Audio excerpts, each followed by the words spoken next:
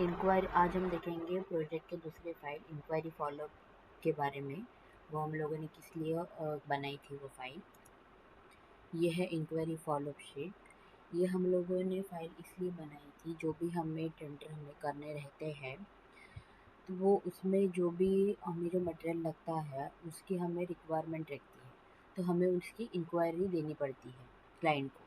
तो वो हम एक ही क्लाइंट से ऐसे नहीं लेते। हम लोग अपने को जितने पता है कि कितना 2-3 क्लाइंट है जो हमें वो सेल कर सकते हैं, तो हम लोग उनको इंक्वायरीज देते हैं।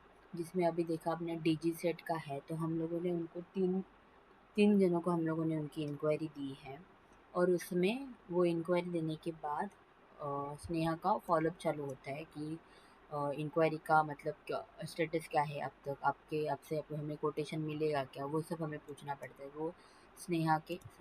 वो हम लोगों ने स्नेहा के 3 फॉलोअप लगा के रखे हैं कि स्नेहा उनको कॉल करेगी। अगर फर्स्ट फॉलोअप नहीं पिकअप हुआ, सेकंड नहीं हुआ, थर्ड नहीं हुआ, तो उसके हिसाब से वो कॉल करती है।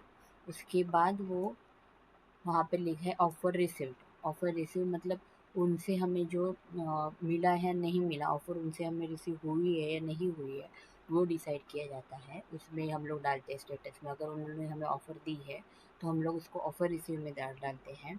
अगर उन लोगों ने हमें ऑफ़र नहीं दी तो हम लोग उसमें रिग्रेट में डाल देते हैं।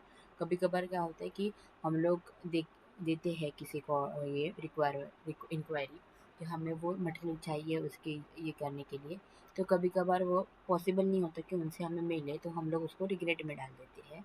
अगर उनसे हमें वो ये मिल गई ऑफर इंक्वायरीज, तो हमें वो रिसीव में डालनी है। इसमें सिर्फ इस फाइल में यही है कि हमें जो भी मटेरियल चाहिए उसकी हम लोग इंक्वायरी करते हैं, और वो इंक्वायरी में फॉलो करता है कि क्या हुआ उस इंक्वायरी का। यही सब हम लोगों ने वहाँ पे किया है। और ऑफ़र रिसीव होने के बाद ऑफ़र उन्होंने अगर हमें दिए तो हम लोग ऑफ़र रिसीव करते हैं। बस, थैंक यू।